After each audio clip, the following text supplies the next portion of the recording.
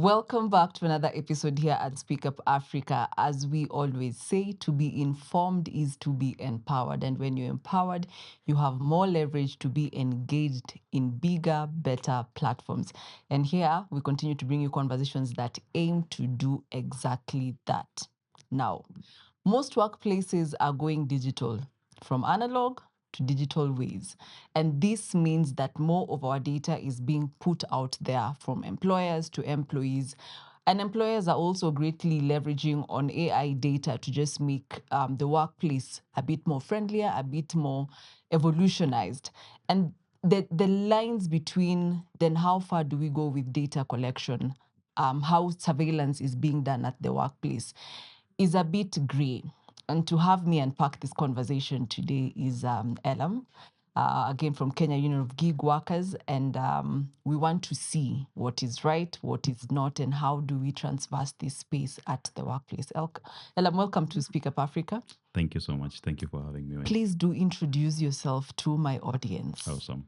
My name is Elam Bella, and I'm the General Secretary of the Kenya Union of Gig Workers. Thank you so much. Karibu. So, Elam, I think right now, most of us, if not all of us, are seeing the change in the trajectory in workplaces. We are using more digital tools. AI is the new you and I. We are still understanding what that space looks like. And a great part of this ecosystem is surveillance, because we have platform workers who work online throughout and fully. Indeed. What does surveillance really look like in today's working economy? Thank you, Andy, for that question. I think we all agree that the future of work is increasingly digital. So whether you're a freelancer, whether you're a BPO worker, whether even you're a formal worker, as the traditional setup, as far as traditional setups are concerned, whether you are an e-hailing driver, we can all agree that all these forms of work are generating a lot of data at a microsecond level. So the question is no longer if data is being collected. It's indeed being collected. But the questions that we need to start asking is, who controls the data? How is it being used? And in that process, are workers being consulted in the use? So in terms of surveillance and how it looks like, then you have to look at those specific subsectors. So for example, for a ride-hailing worker, there's GPS that matches you with rides. They monitor your acceptance rate, for example. They monitor cancellations. If you are a location-based worker, for example, a BPO worker, they monitor your click rates. How many seconds are you taking as you switch between tabs? And there are tools that are AI powered to be able to do that. Yeah. And I think then the biggest question would be, do platform workers know how much of their power they're giving away when signing consent forms? For example, I've had conversations around the digital data privacy and the laws that we have, and we'll be getting to that. But for a layman, sometimes your data is collected from a simple place like when we got here, there's just procedure of fill in your name, leave your data here. And sometimes I think we've normalized that people don't stop to think, by the way, I'm giving out all this information and it's going out. But let's pivot to platform workers. Do you think there's a great understanding to them as they sign contracts and give away consent as they get into the platform working ecosystem?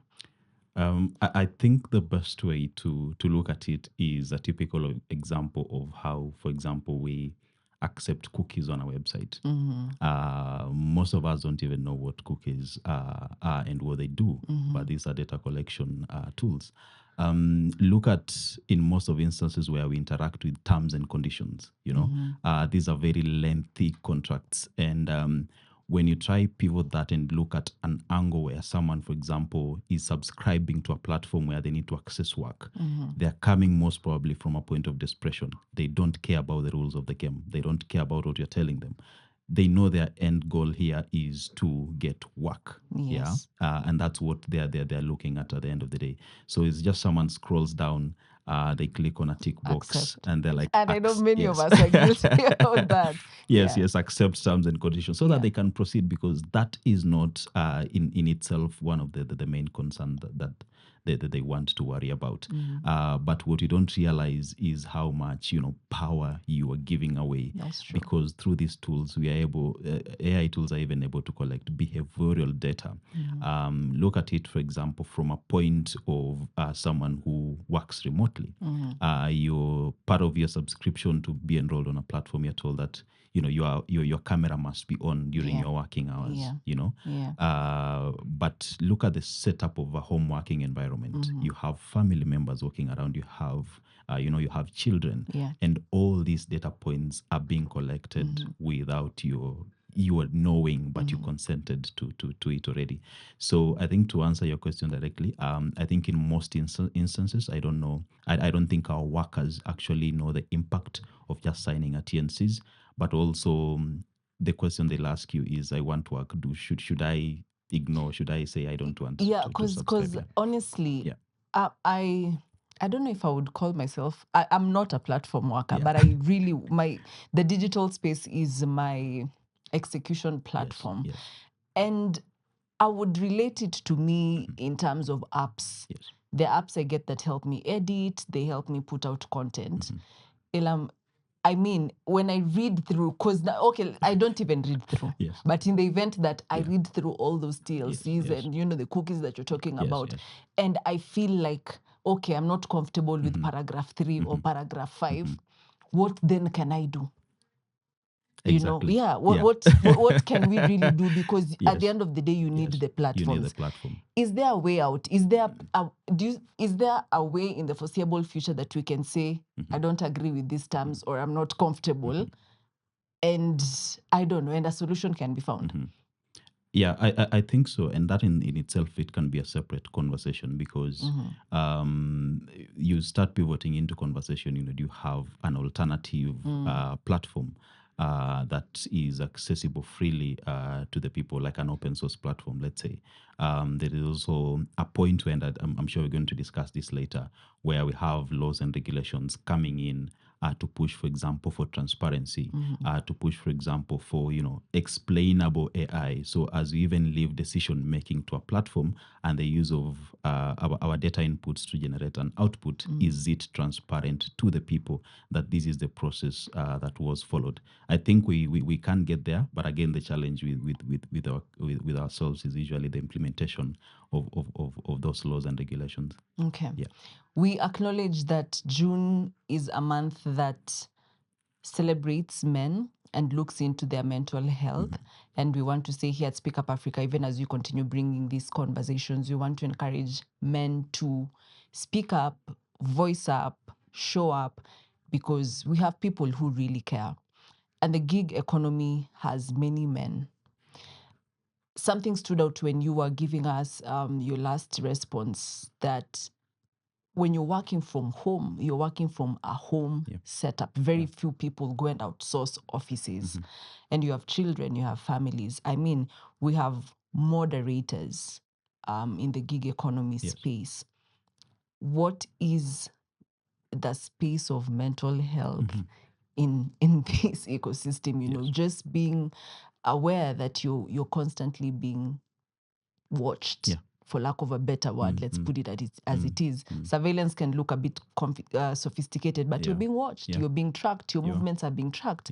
And therefore, so are your children, and there's nothing you can do about it. Please talk about mental health. All right. You raise a very important aspect of all these, and this is basically the psychological effects of surveillance and monitoring at a workplace. And to put it into perspective, I want you to leave alone the workplace. I want you to try and think about it in this way. You have someone watching your back constantly as you lead your daily life. Everything that you do, whatever you drink, whatever you do, every aspect of your life is being monitored by someone right at your back. How would you feel about that? And what we've seen in the workplace is you end up in a sense of hyperactivity and anxiety and a lot of pressure, where someone knows that I have to be here at this particular time so that I can be seen that I'm working. So leave alone now even the psychological effects to that. You end up, with something called performing productivity. Yeah. So if it's, the click rates that are being monitored, then you find a way of maneuvering around that. So it's just the clicks will be counted, but you're not actually doing anything. So Yeah. you're performing productivity instead of actually, achieving the business objectives of what you actually want to do. So I think to stress on the point, yes, I think the psychological part of it is detrimental. We are seeing workers ending up in a cycle where you're just in a constant form of pressure of being, hyper monitored. Okay. Yes. And another element to it, the reason why I laugh is I think when I started my employment journey, if there's a department I dreaded was the HR department, because they are the how do we call it, physical monitoring elements. Yes, so yes. in the digital space we can have algorithms that monitor. Yes. I think in formal employment we have the HR who would be like, you didn't come to work on time, and have those disciplinary issues. But in the digital space, then we have algorithms that do measure performance and have that surveillance. Yes. What kind of bias do we look at there? Because it's machine to machine, Indeed. and the person in between is a human being that is being tracked the way you're saying. Yeah. So what does that really look like for a digital worker? Yes. So mostly in matters data and AI, you'll hear the main concept that is being talked about is usually garbage in, garbage out. But the same thing can be used when it comes to using AI in workplace surveillance, and we say bias in, bias out. And I think we had a case with Amazon, for example. They had a hiring tool, and that tool had been trained on data that was biased to the male tech community, because historically Amazon used to hire a lot of men tech workers who are men. So it gives a false evidence that actually the people who work best in the tech environment are men. Now, what this tool was doing is that during the screening process, if there is any indicator within your CV that you might be female, you are filtered off. So let's say, for example, you are the lead of the women volleyball team. You put there as an achievement. The moment the tool sees that, it filters you off, and it brings about, a very critical concept, of having these tools being explainable and transparent. And I think I've mentioned that again, so that when you arrive at a decision, can we see the whole process as to why? So this is the black box effect, basically in AI, where we just having tools output decisions and we don't know how it went about in the whole process. Yes, so bias in, bias out, it's currently ongoing. We have seen again, as with the case of Amazon, and they had to bring down the tool, and they realized it after a while. Yeah. Okay. And you can imagine that is in way further developed democracies. Yes. We're playing catch up in African democracies. But I mean, I think the intent is not all bad. Yes. And the question then is, where do we draw the line with safety monitoring and invasion, of privacy? Because I believe just the way we have the HR departments to keep things in order, then we have tools because we've really gone digital. But then where do we draw the line with the safety monitoring and invasion of privacy? Yeah. In your own point of view? That's a good question. And it actually reminds me, historically, when you look at the workplace, you had a supervisor on the floor. You had logs where people are coming in and they're signing up their names, for example, and I think part of it is still continuing today. Yeah. But just that the concept of a supervisor that will be walking around, seeing what you guys are doing, and ultimately, at the end of the day, they would go home. The only challenge today with automated tools is sometimes the supervisor does not go home. You know, monitoring and surveillance continues even after you say, okay, let me take a break. Let me go home. Which, well, you're still at home. Now, when you look at it, largely, it points out to some of the conversations even we have with our Data Protection Act that points out to a concept called data minimization and the principle of proportionality in terms of the data that you're collecting. What is the purpose? Are you collecting data points that are necessary to your work? For example, if you wanted to track performance, how is my child or my family members in a video useful to you? How is that related? So some of those provisions are actually within the law, where the Data Protection Act provides that you, as companies, as employers, you only need to collect data that is relevant to actually what you want to use it for. So that should be the message all across, to try define that a thin line, between surveillance and over monitoring of workers. Okay. And I like what you said earlier. The problem is not having the laws stipulated on paper. It's implementation on the ground. And I think that challenge cuts across different facets that we have even in our own country. What are some of the risks that possibly platform workers can face in giving out, quote unquote, a lot of their data, a lot of their information? What are some of the risks that we look at in this space? In terms of risks, I think, again, as data is the new oil, being able to gather data enough to be able to build a behavioral profile of a person, I think that in itself is very risky. If, let's say, we are monitoring the click rates, there are people who have hand tremors, for example, because of a disease, that is PII. You're personally, it's very personal data. So if someone is able to build a behavioral pattern because of the data points that they're collecting, then I don't think that is fair to the person on the other side. Yeah.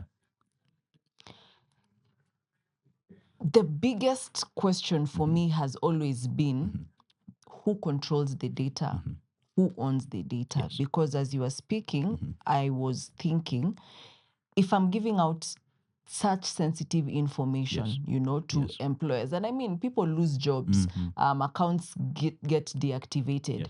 As I go, how sure am I that my information has left with me as well, or they remain as custodians of this information? From your own perspective, who owns this data? How should they use it?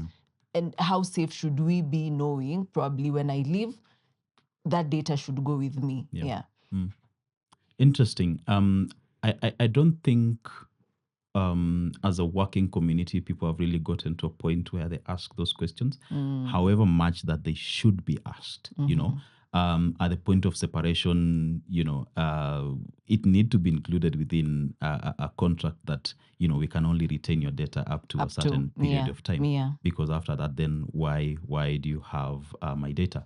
So, and part of it is, I think, why being able to organize comes in, because then the conversation is not just the way traditionally an labor organization would be fighting for wages and rights to work and whatnot. We are starting to include data transparency within the same conversation. Can we start asking employers these questions? So this data that you're collecting, how are you storing it? You're collecting a lot of data points about a person. There's a risk of cybercrime. If someone were to hack your systems, are your systems safe to store this data? So I believe as workers continue realizing how much power they're giving away, and also realizing that when you try to fight when you're on your own, most of the time you might not you just be ignored. Far with it. Yeah, you'll just get to the gate and you're like, I want to ask this question about X-rays, and they'll turn you away. But I think if you're acting as a collective, then asking these questions, it's highly likely that they're going to get responses too. And also, the issues of where this data is domiciled. A lot of our institutions are now using cloud. But what is cloud? These are just physical data centers in a different country.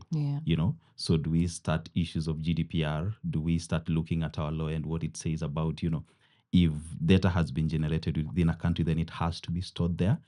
But now who will ask those questions? It is us, it is the respective authorities, it is the Office of the Data Protection Commissioner and any other stakeholder. Okay. Yes.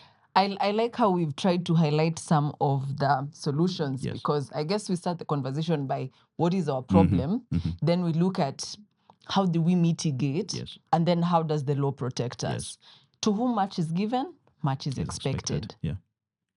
As workers in this space, how do we, quote unquote, be responsible? I think the one scenario that has stood out for me is when you're working from home and you have kids.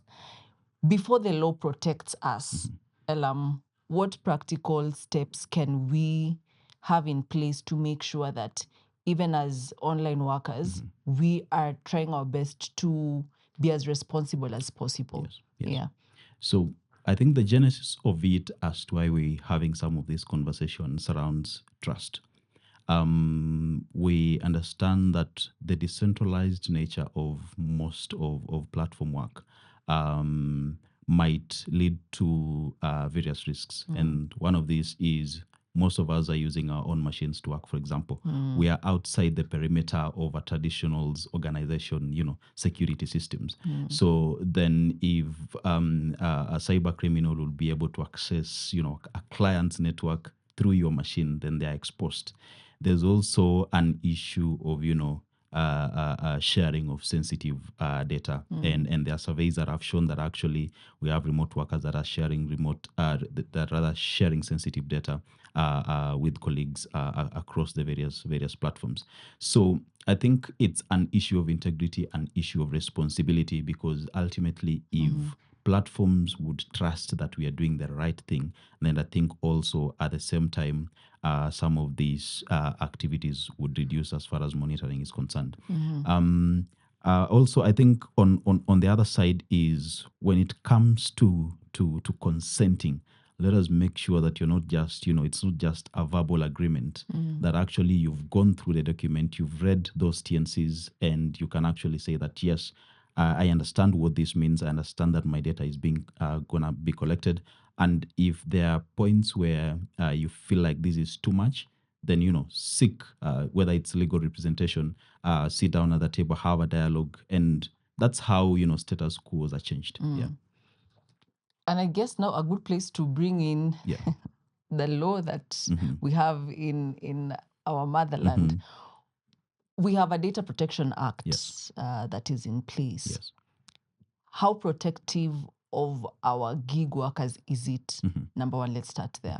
What does the law say about even surveillance of gig workers in our country? Yes.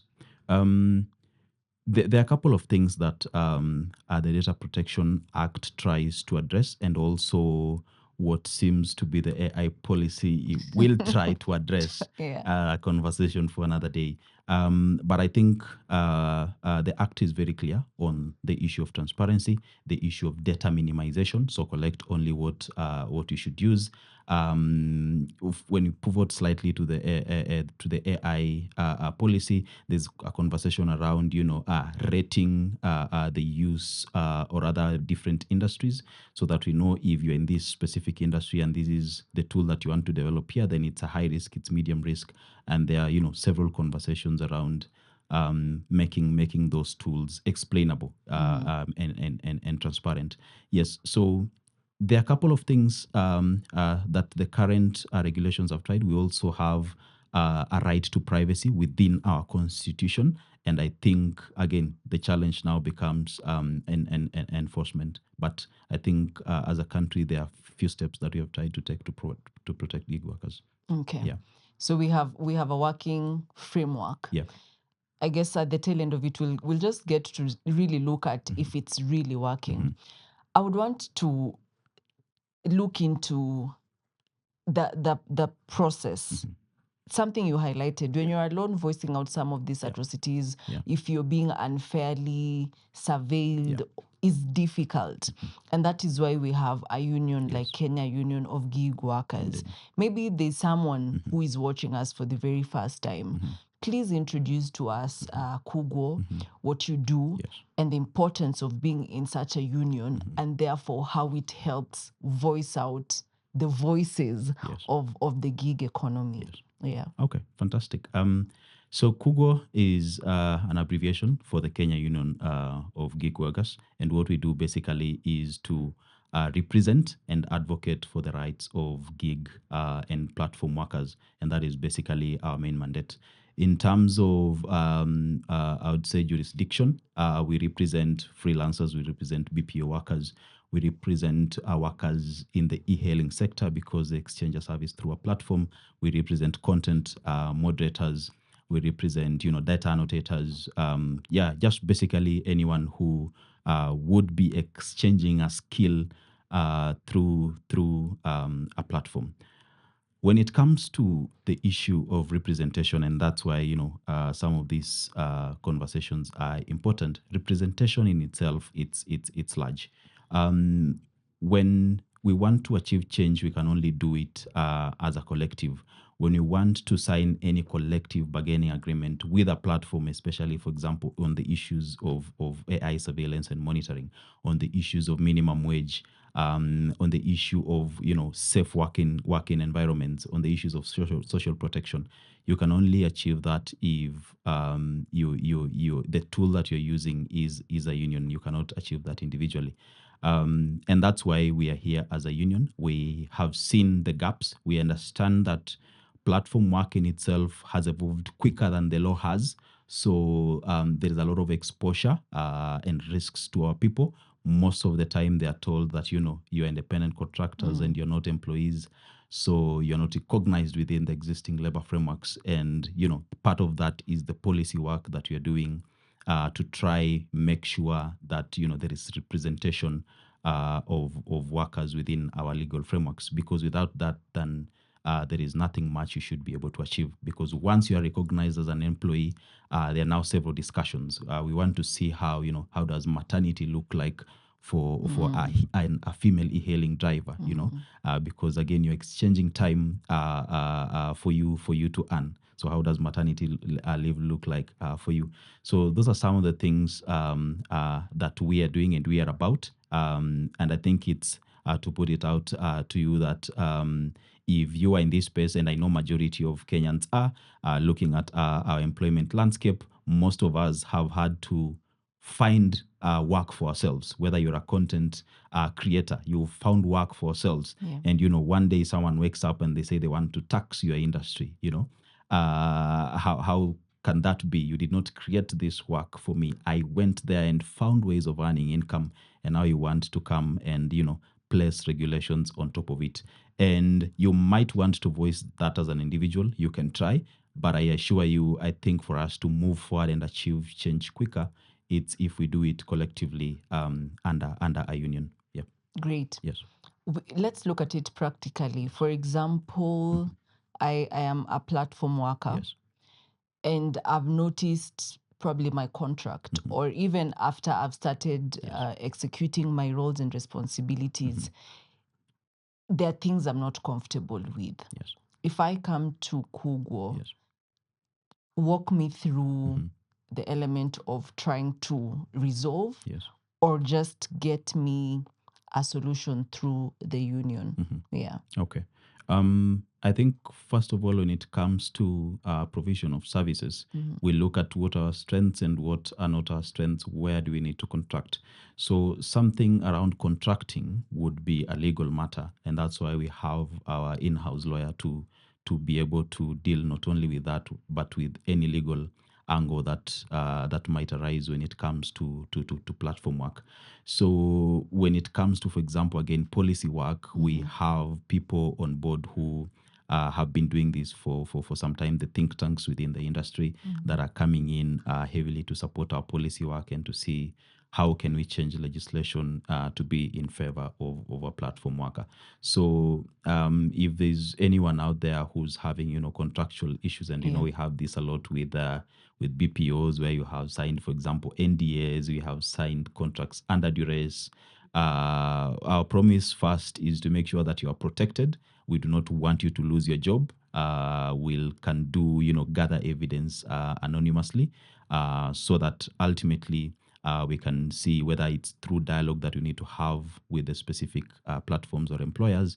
And if push comes to shove, then we can address these matters legally through the systems that there may be. Great. Yeah. It's important we highlight that Yes. because many Kenyans, Elam, to be very honest, Yes. have lost hope with the system. Yes. Yes. From the bigger offices that we have in the land, you tell somebody, go find justice, and somebody will tell you, will I ever Yes. get justice? Yes. And this has affected unions, it has affected many offices that should work for people. So it's important for us to highlight that Kugo is here, and yes, it does listen. Indeed. An important element would be know better, do better, be better. Yeah. What do you think are some of the demands that platform workers need to start voicing out, even as we sign contracts in terms of surveillance? I know we've highlighted very many negatives that would come with a space. Yes.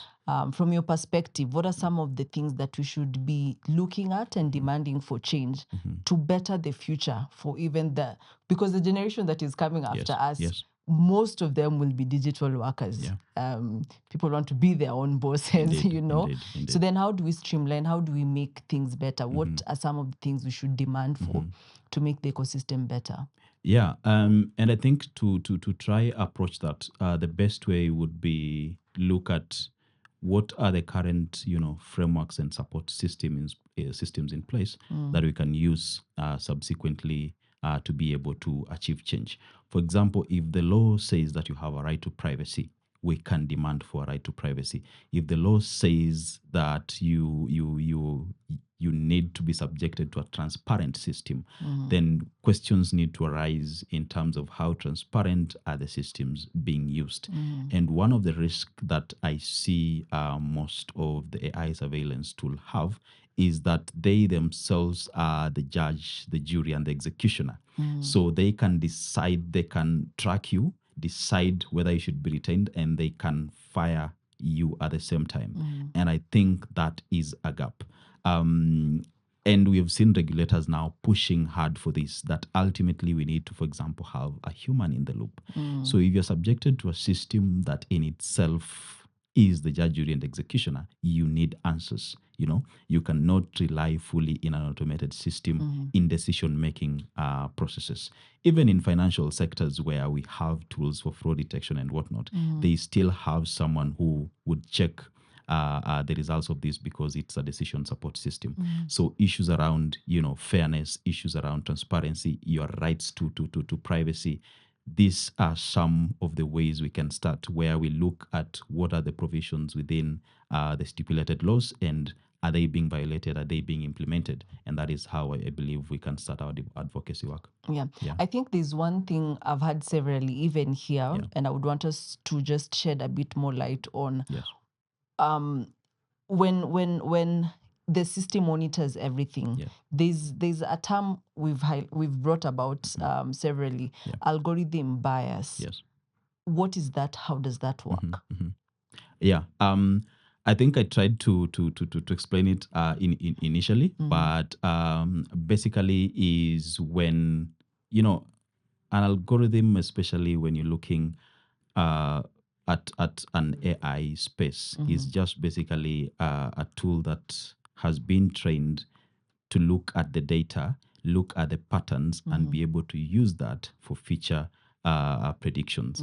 So when you say algorithm bias, is if we have any bias perpetuated within the data itself, then it's likely to behave the same way. So the example that I was giving you, for example, for Amazon. So traditionally we know that the tech space is male dominated. So if you're gathering data on the people that you've had, traditionally you'll find that most of them are men. Okay. So now going forward, when you train an algorithm or a model based on that, subsequently it will always be giving you, if it screens CVs, most of the output will be male, because then it's trying to tell you that, you know, men are performing better, because that's historically those are the people we've been hiring. So basically, I think in a nutshell, that's what algorithm bias is and how it's perpetuated. Mostly it stems within the data itself. Yeah. Okay. And can that then pivot to a reality even with surveillance? You know, for example, the scenario you highlighted with the someone with the tremor. Yes. And they're working in that space. I'm trying to now connect it to a bias it can have with surveillance, you know. How would that look like? Yeah. So I think in that instance, then, you know, the instance is maybe there is a certain pattern we expect from the click rates. And if the model has been trained to watch for that consistency and all of a sudden there is an anomaly, then that is a bias that is perpetuated, because within your historical data, maybe you did not have someone who had a tremor whose data was collected. Yeah. So it might look at this as an abnormal behavior and subsequently be flagged when actually you're just not well, you know? It's not that you're not doing the work. Yes. And that would be a good scenario to highlight then, for example, because it's a machine that has been trained, that is quote unquote your supervisor, floor supervisor, and your HR.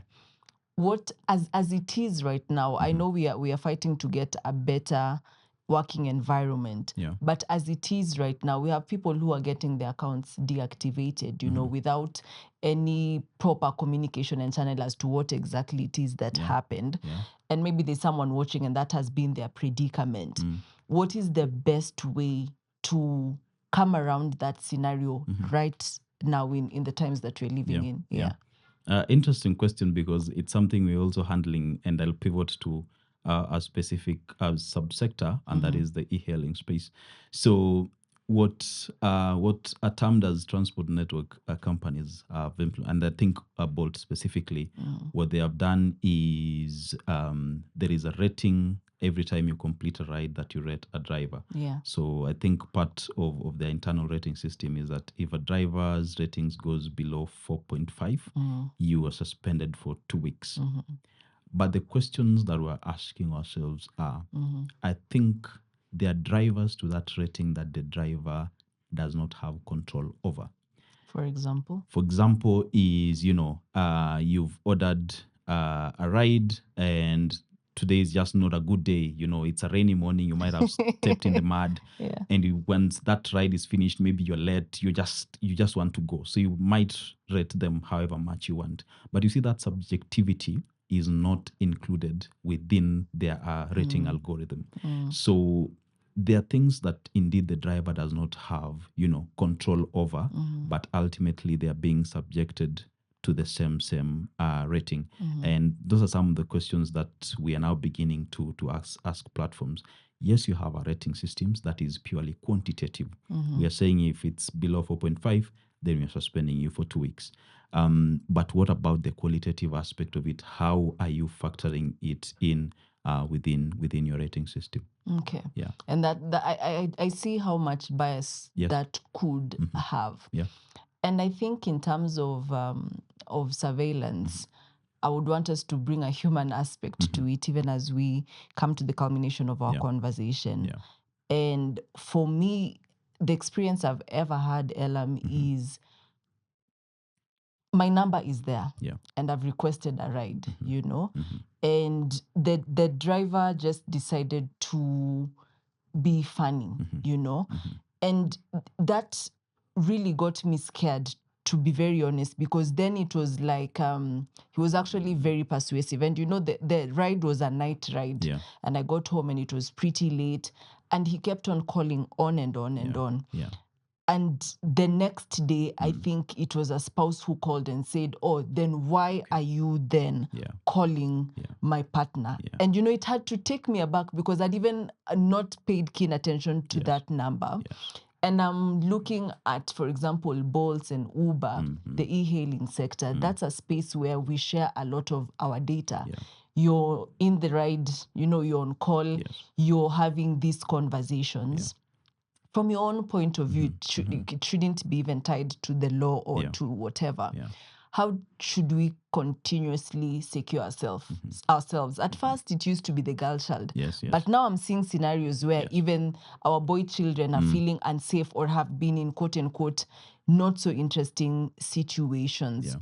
As you continue operating in this space, Elam, how do we just safeguard ourselves from such kind of scenarios? Yeah.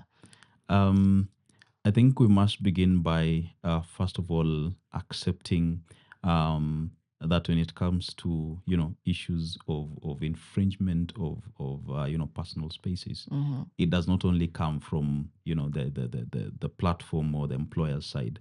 We are also seeing issues around our own drivers are perpetuating the same, where they'd want to take your contacts and want further conversations to that.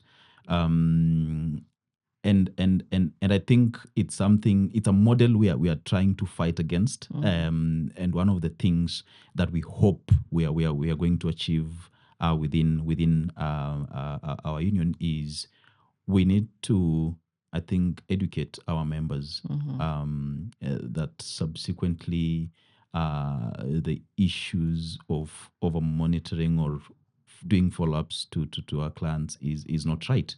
It's an infringement of someone's privacy and personal life. So because ultimately we cannot say that now everyone on transit should carry a gun to protect themselves. So there is one thing we can do as a union where we say that all our members from our e-hailing sector, we are going to walk through them, walk them through a training. We can have security agencies in place, and most of them also, I think there's a liability to them to provide security nationwide, because there are places where you can order a ride and it's purely not safe, but you need to go through that place. You cannot control the external factors, but then it becomes a cry to the national government to make sure that ultimately the people are protected, and that is a mandate of the police. So there's much we can try do, matters of principle, matters of integrity that we can try and still within our people, so that once the ride ends, it has ended, and that's it. We can make sure that our people are protected when they are taking rides, so that ultimately our hope is in any unfortunate instances that these events are perpetuated, then we can stand and say, no, those are not our members. And that is the hope that we hope. That is something we hope to achieve through the union. Yeah. Okay. As we wrap up, the role and the responsibility of the national government partnering, for example, with Kenya Union of Gig Workers to ensure that our environments, our ecosystem and platforms are safe for everyone involved. Because if you're not offering services, you are receiving the services. Indeed. So it's an end-to-end, chain-to-chain. We are all in it together. What's the importance of our national government partnering with the KUGO? Yeah, it is very important, and not just the national government, but any other relevant stakeholder. So you'll, for example, find NTSA, well, it's part of government, but they have their own specific mandate. The government, through the police, they have their own specific mandate.